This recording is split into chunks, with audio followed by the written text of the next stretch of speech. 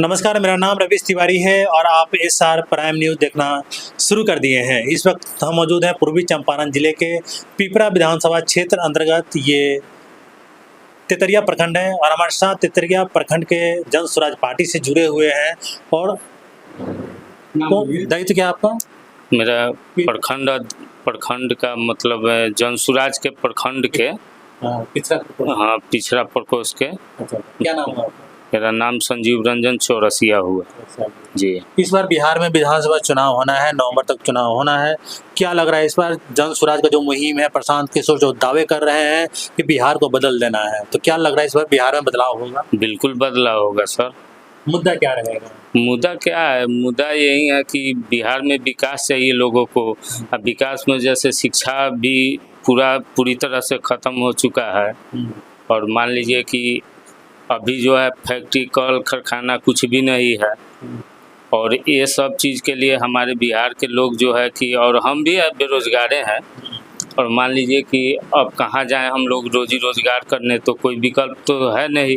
तो अभी जो प्रशांत सर हैं वो विकल्प लेकर आए हैं, आश्वासन तो दे रहे हैं।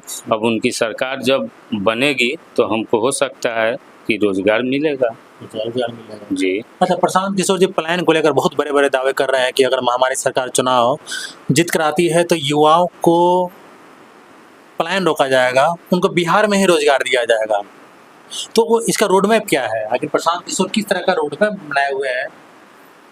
उनकी सरकार बनेगी तो उसके बाद अब यहाँ जो भी लोग हैं, अब सरकार बनते ही मान लीजिए उनको तो अभी सत्ता में है नहीं, अभी तो उनका कुछ भूमिका है ये नहीं है।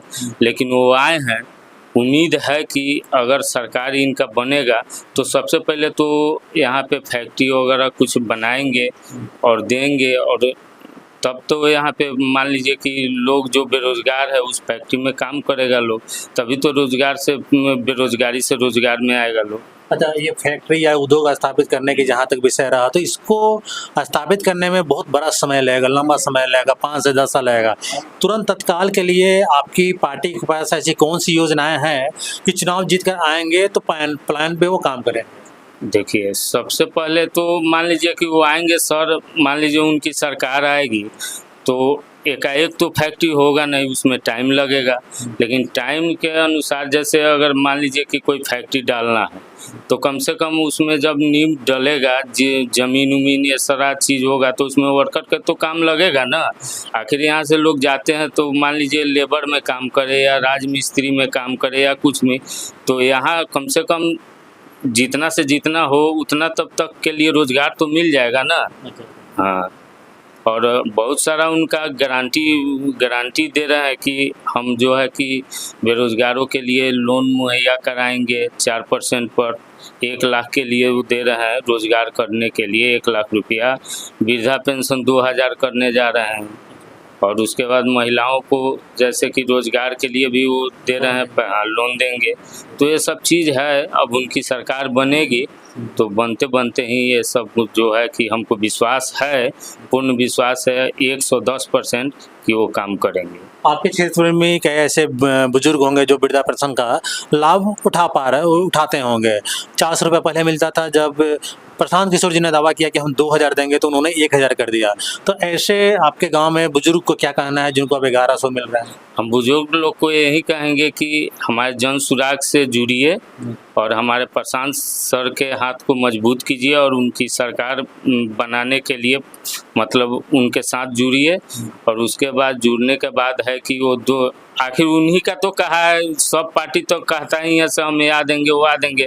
लेकिन पहले भी तो नीतीश सरकार जो है कि दे सकता था ना 2000, आज क्यों दे रहा है? क्योंकि पहले तो विकल्प नहीं था। 1100 तो पहले भी दे सकता था। हाँ, 1100 दे सकता था, लेकिन इसलिए नहीं देता, 400 में कुछ होता। लेकिन प्रशांत सर आवाज़ उठाए से हम देंगे 2000, तो बेचारा सोचा कि हम हो सकता है जन स्वराज का सरकार आ जाएगा। लोभ लालच दे रहा है नीतीश सरकार, तो दूसरा क्या है? 10-10 हज़ार के लिए खुलेआम वोट खरीद रहे हैं वो। हाँ। अच्छा, अगर आपसे पूछा जाए कि आपके विधानसभा क्षेत्र में पिछले 5-10 सालों में कितना विकास हुआ है? अभी तो हमको विकास कुछ नजरे नहीं आता है। खुद हम अपने बेरोजगार हैं। अगर हम पढ़े लिखे हैं, इंटर पास हैं, 2009 में हम पास हुए, आज तक कोई रोजगार नहीं मिला हमको, आज तक कोई लोन ही नहीं मिला सरकार से। कितना उद्योग थी, भारत सरकार का उद्योग कार्ड होता है वो भी बनवाए, मुद्रा कार्ड वो भी बनवाए, कहाँ कुछ होता है। सरकार के दावे सब खोखले हैं। सब खोखले हैं टोटल, और जो भी फोकस है उनका महिला पे है। आज तक तो कभी पुरुष के लिए काम ही नहीं किए नीतीश सरकार। किसानों को लेकर सरकार के पास बहुत बड़ी बड़ी दावे हैं कि हम किसानों की लागत को कम कर दिए, इनकी आय को हम बढ़ा दिए थे। इन सब बातों में कितनी सच्चाई है? अरे वो तो सब झूठ बात है। खाद के लिए तो डेली किसान पिटा रहा है डंटा लाठी से। कहाँ पे? कहाँ पे? हमारे चौक पे आइए, अभी यूरिया लेना होगा तो जाइए ना, यूरिया मिलेगा आपको। आप 500-600 रुपये बोरा दे दीजिए तो कहीं मिल जाएगा। अच्छा। हाँ, यानी वो सब खाद जो आ रहा है वहाँ से घपला हो जा रहा है खाद सब। तो ये थे जनसुराज पार्टी से जुड़े हुए हैं और पिपरा विधानसभा क्षेत्र अंतर्गत आता है, और पिपरा विधानसभा क्षेत्र अंतर्गत आता है घेगुआ पंचायत है। और इनका कहना है कि जनसुराज अगर चुनाव जीत कर आती है तो शिक्षा पे काम करेंगे, स्वास्थ्य पे काम करेंगे। इनका सबसे मजबूत जो दावा इन्होंने किया है, इनका कहना है कि हम युवा हैं और हम खुद बेरोजगार हैं, और प्रशांत किशोर ने तमाम बिहार के युवाओं से वादा किए हैं कि हमारी पार्टी अगर चुनाव में जीत कर बिहार में सरकार बनाती है तो हम युवाओं को रोजगार देंगे। और वैसे युवा जो खास करके पलायन करके दूसरे प्रदेशों में जा रहे हैं तो उनके पलायन को रोकेंगे। इनका कहना है कि तत्काल के तौर पे युवा को कैसे रोजगार दिया जाएगा। इनका कहना है कि जब सरकार बनेगी और बिहार में सैकड़ों ऐसे उद्योग स्थापित किए जाएंगे, कारखाने बनाए जाएंगे, फैक्ट्री बनाए जाएंगे, उसमें भी युवा ही काम करेंगे। जो युवा दूसरे प्रदेशों में जाके लेबर के तौर पे काम कर रहे हैं उनको यहीं पे काम करने का अवसर प्रदान होगा और उनको यहीं पे रोजगार मिलेगा। तो मिलते हैं अगले वीडियो में, तब तक के लिए धन्यवाद।